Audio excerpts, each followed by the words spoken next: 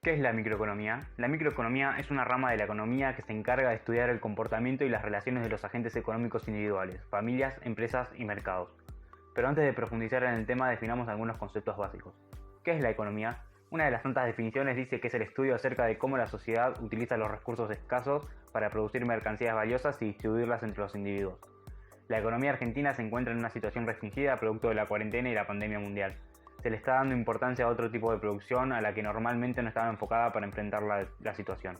Distintas empresas se vieron obligadas a cambiar sus líneas de producción, no solo para sostenerse y desarrollarse, sino también para brindar su aporte durante el desarrollo de la crisis, como por ejemplo la Textil Ciudadela, que modificó su planta de monte caseros para generar productos de protección como máscaras o mascarillas, o Ford, que anunció la producción de 50.000 protectores faciales en distintas plantas, entre ellas la Argentina. La economía se puede dividir en dos conceptos, economía positiva y economía normativa. La economía positiva se encarga de explicar cómo funciona la economía en función de lo que ocurre en la realidad, dando una descripción objetiva.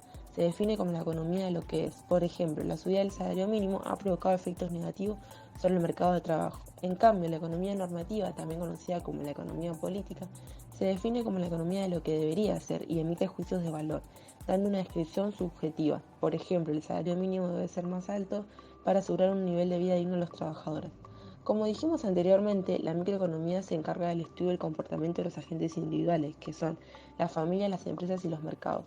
Para realizar estos estudios se utilizan modelos económicos con el fin de simplificar la realidad. Todos los agentes económicos son maximizadores de utilidad, es decir, que son optimizadores. Las familias buscan obtener la máxima satisfacción posible y satisfacer sus necesidades mediante el consumo de bienes y servicios, teniendo en cuenta su presupuesto limitado, sus preferencias y gustos. A su vez, brindan factores productivos a las empresas a cambio de una remuneración. El aislamiento obligatorio produjo bajas en los ingresos y gran parte de la población se vio perjudicada. El Estado, ante esta situación, se vio obligado a actuar brindando un ingreso familiar de emergencia que surgió como un seguro social para los trabajadores informales más afectados. Esta situación monetaria alcanzó a más de 9 millones de personas. Las empresas, que buscan maximizar beneficios produciendo bienes y servicios, se vieron obligadas a profundizar en la digitalización laboral y adecuar sus puestos de trabajo para no perder productividad. Los empleados comenzaron a realizar sus tareas desde casa y el teletrabajo pasó a ser una necesidad. Actualmente, más de 3 millones de trabajadores argentinos trabajan bajo esta modalidad. Los mercados son los lugares en donde operan los agentes y realizan transacciones. Cuentan con espacios físicos o no, hablamos del e-commerce. Desde que comenzó el aislamiento en Argentina, según indican desde la Cámara Argentina de Comercio Electrónico, las ventas por Internet aumentaron un 84%, hubo un crecimiento del 38% en órdenes de compra y un 71% en unidades vendidas. Es decir, que los comercios que no practicaban esta modalidad de ventas se vieron obligados a adaptarse para poder seguir subsistiendo. Respecto al problema económico, para resolverlo se plantean tres preguntas: ¿qué y cuánto producir, cómo producir y para quién producir? Hay que tener en cuenta la escasez de recursos, la cual nos obliga a distribuir los mismos según la necesidad y preferencia de los individuos. Esto es representado en la frontera de posibilidades de producción, que es el conjunto de las posibles combinaciones máximas de dos bienes o servicios a producir en un tiempo determinado, con factores y tecnologías limitados. De ello se deriva otro concepto, el costo de oportunidad, definido como el sacrificio necesario en la producción de un bien para obtener una cantidad mayor en la producción de otro bien. Ambos conceptos están limitados por el modelo económico vigente, sea capitalista, socialista o mixto. En este modelo aparecen dos sectores importantes, consumidor y productor. Prevalece la soberanía del consumidor, quien decide qué consumir, lo que tendrá como consecuencia la producción de un bien o servicio por parte del productor. Refiriéndonos a cuánto producir, se determinará en base a la capacidad de compra del consumidor, donde juega el ingreso y el precio de los bienes. En este modelo, los recursos están sujetos a un régimen de propiedad social. Un ente se encarga de diseñar un plan económico que es ejecutado y controlado por las unidades productoras y cuerpos técnicos respectivamente. ¿Qué producir? Lo determina el alto nivel político. Cada unidad productora es quien decide cómo producirlo. El para quién, una parte es entregada a la producción y la otra parte al consumo.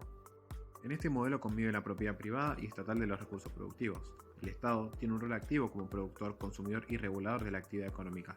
¿Qué producir? Dependerá de tres tipos de mercados: privado, estatal y mixto. El cómo producir será determinado por el productor, ya sea estatal o privado. Y el para quién, ciertos bienes son entregados de manera gratuita por el Estado, mientras que otra parte de los bienes son distribuidos por el sector privado. En el caso de Argentina podemos ver un sistema económico capitalista, pero dándole un análisis más profundo encontramos que tiene rasgos de un modelo mixto.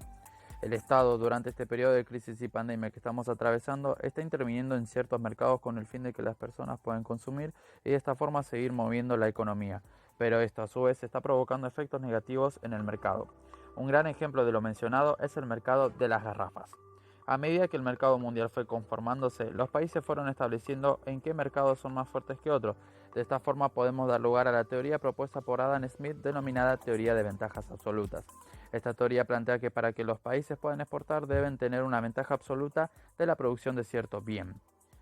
Esta teoría fue criticada y mejorada por David Ricardo, el cual se lo denominó teoría de ventajas comparativas. En esta teoría se explica que un país exporta cierto bien donde el costo relativo es menor comparado con los demás países. ¿Qué es la microeconomía? La microeconomía es una rama de la economía que se encarga de estudiar